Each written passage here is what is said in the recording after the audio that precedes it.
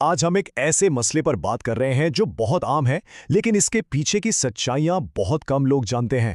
ہم آسان ٹوٹکوں سے آگے بڑھ کر ہاضمے کی صحت کے پیچھے کی اصل سائنس کو سمجھیں گے۔ آئیے ایک بہت ہی اہم سوال سے شروع کرتے ہیں۔ کہیں آپ کی معمولی سی لگنے والی قبض کینسر جیسی بڑی بیماری کی نشانی تو نہیں؟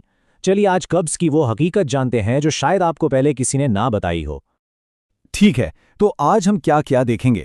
سب سے پہلے ہم سمجھیں گے کہ قبض اصل میں ہے کیا، پھر دو ایسے کوئک فکسز کی بات کریں گے جو اصل میں خطرناک ہیں، اس کے بعد ہم ایک سائنسی لائف سٹائل کیور دیکھیں گے، پھر کچھ ایسی ریڈ فلیگز یا خطرے کی گھنٹیاں جنہیں نظر انداز نہیں کرنا چاہیے، اور آخر میں اس سے چھٹکارے کا اصل راستہ کیا ہے۔ تو سب سے پہلے یہ سمجھنا بہت ضروری ہے کہ قبض صرف پیٹ صاف نہ ہونا نہیں ہے، یہ تو بس ایک نشانی ہے۔ اصل مسئلہ اس سے کہیں زیادہ گہرا ہو سکتا ہے۔ دیکھیے، سائنس اور پرانی حکمت دونوں کے مطابق قبض کا مطلب صرف ایک دن ٹوائلٹ نہ جانا نہیں ہے۔ اصل قبض تب ہوتی ہے جب ہفتے میں 3 یا 4 بار سے کم باؤل موومنٹ ہو، سٹول سخت ہو، اسے پاس کرنے میں مشکل ہو اور پیٹ ہمیشہ بھرا بھرا سا محسوس ہو۔ یہ ایک پورا پیٹرن ہے۔ اچھا، اب آتے ہیں ان دو عام مشوروں پر جو لوگ اکثر دیتے ہیں، اور یہ بھی دیکھتے ہیں کہ وہ آخر مسئلے کو بہتر کرنے کے بجائے اور زیادہ برا کیوں بنا دیتے ہیں۔ سب سے پہلی غلط فہمی، زیادہ فائبر کھاؤ سب ٹھیک ہو جائے گا، لیکن حقیقت بالکل الگ ہے۔ اگر آپ پانی کم پی رہے ہیں اور آپ کی آنتوں کی حرکت پہلے سے ہی سست ہے تو یہ ایکسٹرا فائبر پانی جذب کر کے سٹول کو اور بھی زیادہ سخت بنا دے گا۔ نتیجہ، زیادہ درد، گیس اور بلاکیج۔ اور دوسری سب سے بڑی غلطی وہ ہے فوری آرام کے لیے جلاب، چورن یا گولیوں کا استعمال۔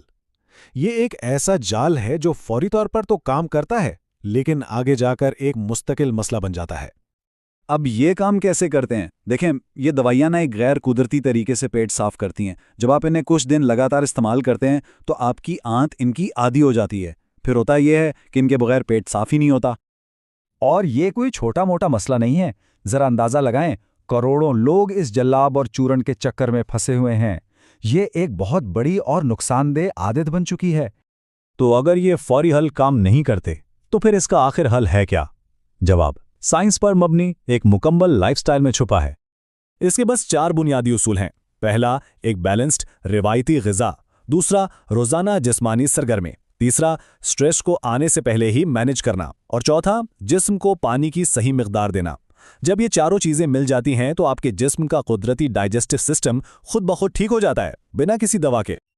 اور اس کی سب سے بہترین مثال ہماری اپنی روایتی انڈین ڈائٹ ہے۔ سوچ کر دیکھیں، دال، پکی ہوئی سبزی، ملٹی گرین یا گندم کی روٹی، دودھ، دہی، انڈے، گوشت، یہ ایک مکمل کھانا ہے۔ اس میں فائبر بھی ہے، پروٹین بھی اور ہائیڈریشن بھی، سب کچھ قدرتی طور پر موجود ہے۔ ایک بات یاد رکھیں، ایک سست انسان کا پیٹ کبھی بھی آرام سے نہیں رہ سکتا۔ ہفتے میں کم سے کم 5 دن 1 گھنٹے کی تیز واک کا ٹارگٹ رکھیں، اور ضروری نہیں کہ ایک ساتھ ہی کریں، آپ اسے 10-15 منٹ کے چھوٹے چھوٹے حصوں میں بھی بانٹ سکتے ہیں۔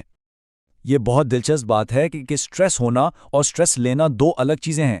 ہمارا نروس سسٹم ہی ہمارے ہاضمے کو کنٹرول کرتا ہے، اور جب ہم مسلسل سٹریس میں رہتے ہیں تو یہ سسٹم کمزور پڑ جاتا ہے۔ اکثر ہم یہ ٹینشن خود خریدتے ہیں، ایسا لائف سٹائل بنا کر جسے ہم جھیل نہیں سکتے۔ اب آتے ہیں پانی پر۔ پانی پینے کا مطلب صرف پانی پینا نہیں ہے۔ اصل چیز یہ ہے کہ آپ کے جسم میں پانی کی کمی نہ ہو، اور اس کو چیک کرنے کا ایک بہت ہی آسان طریقہ ہے۔ اپنے یورین کا رنگ دیکھیں، اگر یہ گہرا پیلا ہے اس کا صاف مطلب ہے کہ جسم میں پانی کی کمی ہے۔ صحیح ہائیڈریشن کا مطلب ہے کہ یورین کا رنگ ہلکا پیلا ہونا چاہیے۔ اگر یورین گہرا ہے تو سمجھ جائیں کہ سٹول بھی پانی کی کمی کی وجہ سے سخت ہو رہا ہے۔ لائف سٹائل اہم ہے، لیکن کچھ ایسی علامات ہیں جنہیں بالکل بھی نظر انداز نہیں کرنا چاہیے۔ یہ نشانیاں کسی بڑی بیماری کی طرف اشارہ کر سکتی ہیں، اور یاد رہے، یہ کوئی میڈیکل ایڈوائس نہیں ہے، صرف یہ بتانے کے لیے ہے کہ آپ کو ڈاکٹر کے پاس کب جانا چاہیے۔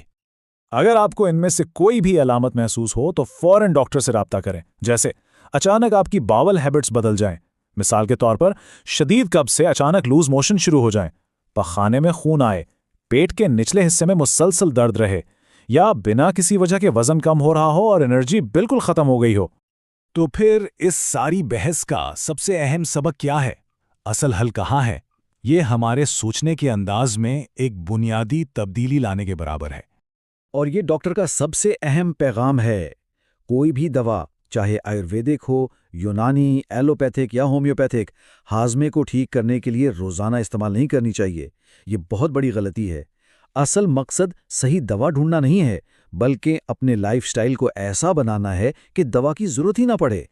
اس کا مطلب علاج کسی بوتل میں نہیں ہے، علاج آپ کی پلیٹ میں ہے، آپ کے کھانے میں ہے اور آپ کی روز کی واک میں ہے۔ تو آج سے آپ اپنی زندگی میں کون سی ایک تبدیلی لانے کا ارادہ کرتے ہیں؟